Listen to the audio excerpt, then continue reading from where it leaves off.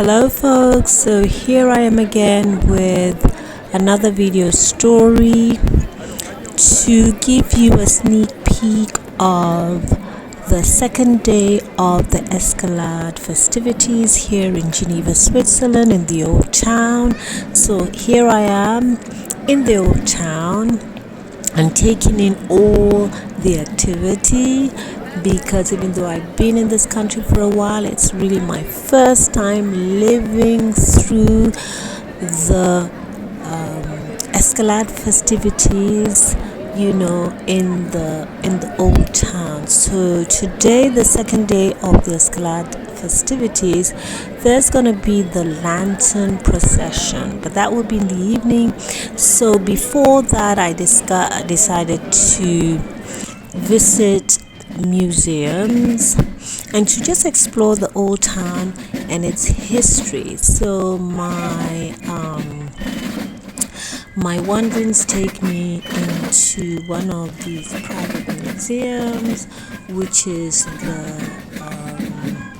Maison de Tavel, and so I'll take you there with me to discover what is behind the walls of history of this private owned museum.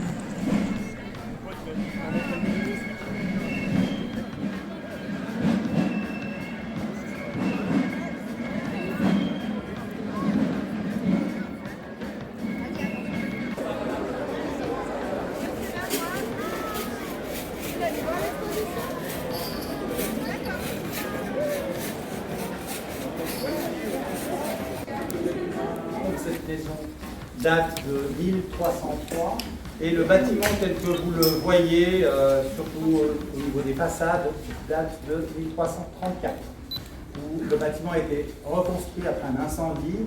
Les fondations même, et on le voit quand on descend dans les sous-sols du bâtiment, sont beaucoup plus anciens, puisque le bâtiment devait déjà exister au XIIe siècle, et on a même retrouvé des traces de l'époque romaine dans les chutes basses. Maison Tavel parce qu'elle a appartenu à cette époque, au XIVe siècle, à la famille Tavel, famille aristocratique, famille noble, famille puissante à Genève, famille qui était très proche à l'époque de la maison de Savoie, et famille qui a tiré ses revenus notamment d'un droit de passage qu'elle exerçait à l'entrée de Genève, là où vous avez aujourd'hui le début de l'autoroute Genève-Lausanne. C'est vrai ce week-end, durant ce week-end, de ce qui existait à l'Escalade. L'Escalade au-delà de la marmite, mais on pourra revenir sur l'histoire de la marmite tout à l'heure. Je sais que j'ai eu quelques questions à propos de la mère royale, de l'origine de cette marmite. Eh bien, aujourd'hui, ce qu'il reste de la défense de Genève en 1602, c'est toute cette partie qui a fait front à l'armée.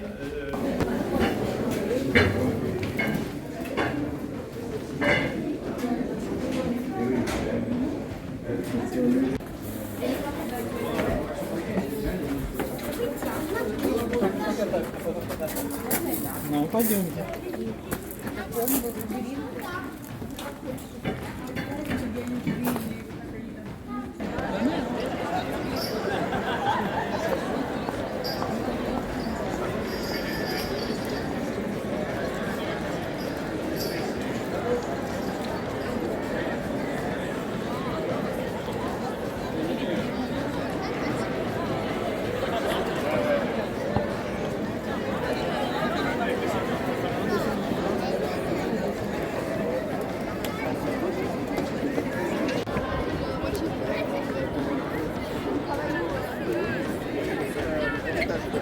C'est dans le film de Reine des Neiges 2.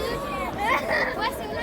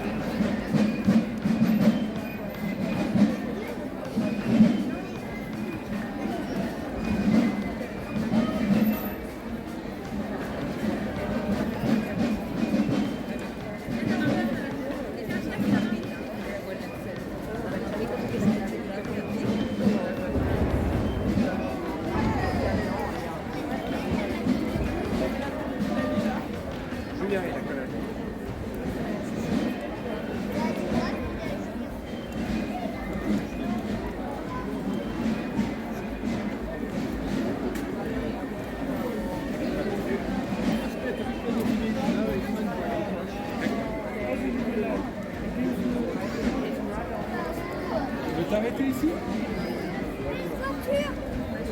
oui, c'est la fin.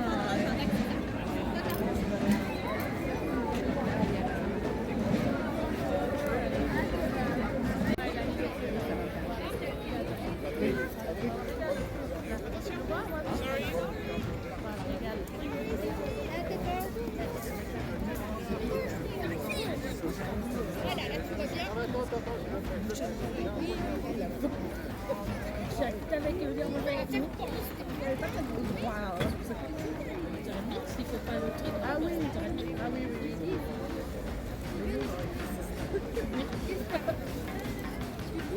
Pour le chargement, canonniers et servants à vos places, à vos armes. L'ordre est donné aux servants de prendre leurs armes, en l'occurrence ces longs manches de bois terminés chacun par un outil spécifique à une action. On ouvre la protection au-dessus de la lumière qui permettra tout à l'heure la mise à feu. Et on écouvillonne. L'écouvillon, c'est un manche de bois terminé par un chiffon sec ou humide qui nettoie la pièce des précédents tirs. À la poudre. Bouchez la lumière. L'ordre à la poudre est donné. Le servant qui tient en main la lanterne s'approche du canonnier qui verse dans celle-ci la poudre de charge. La lanterne est un tube de cuivre ouvert sur le dessus. La poudre dans le canon. Et cela va permettre l'introduction de la poudre dans le canon. On rentre délicatement cette lanterne jusqu'au fond de la pièce. Quand on sent une résistance, c'est qu'on est arrivé au bout. On fait un demi-tour, on tapote sur le manche de bois et la poudre tombe au fond de la pièce. En l'état, elle est simplement posée au fond du tube. On a besoin de la compacter pour que ce soit plus efficace. C'est le refouloir qui va faire ce travail. Et le servant qui bouche la lumière est là pour éviter que cette poudre, au moment du compactage, ne ressorte par cet orifice. C'est pas l'idée.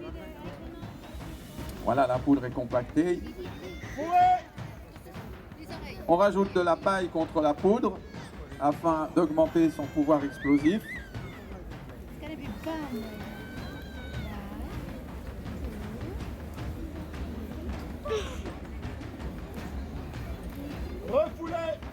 Et on pousse cette paille, cette boue, à l'aide du refouloir contre la poudre.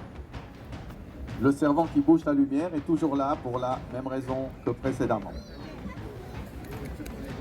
Un bon compactage garantit un tir bien clair, bien sec. On écouvillonne à nouveau. Non pas qu'on soit des maniaques de la propreté, mais on va mettre un boulet dans la pièce et ce boulet doit rouler par gravité jusqu'au fond. Le boulet dans le canon. Donc le servant responsable du boulet et de la bourre s'approche. Il fait bien entendu semblant, puisqu'on tire à blanc. Les servants écoutent à l'oreille si le boulet a bien roulé jusqu'au bout. Et si oui, il fourre à nouveau une deuxième bourre de paille.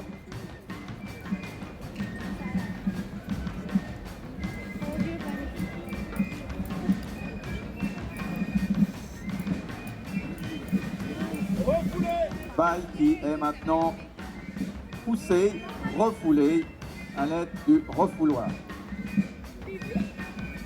Et on comprime l'ensemble et on obtient ainsi la charge de la poudre, de la paille, un boulet et à nouveau de la paille.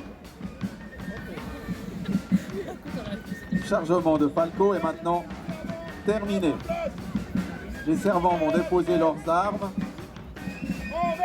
On libère la lumière et on va mettre Falco en batterie. Pour cela, 4 servants, 2 aux roues et 2 à l'affût pour déplacer les 850 kg de la pièce.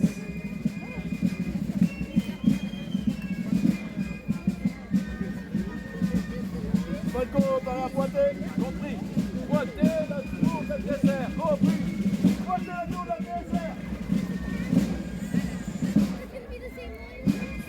La tour de l'RTS, vous l'aurez compris, RTS voulant dire redoutable et terrible Savoyard.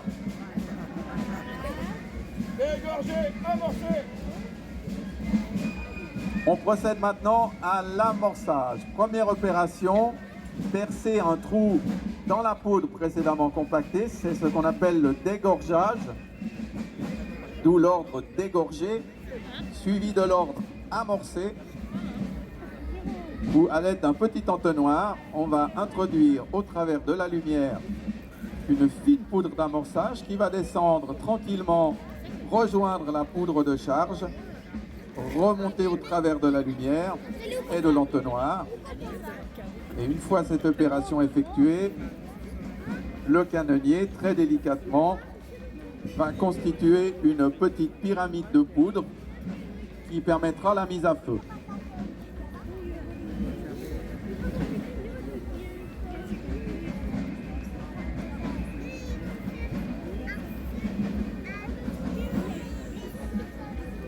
Voilà qui est fait.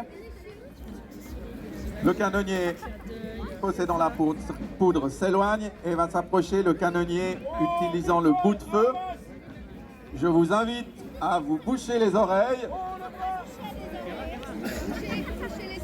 Passons, allez, à faire feu. Compris, faites feu. Marco, feu.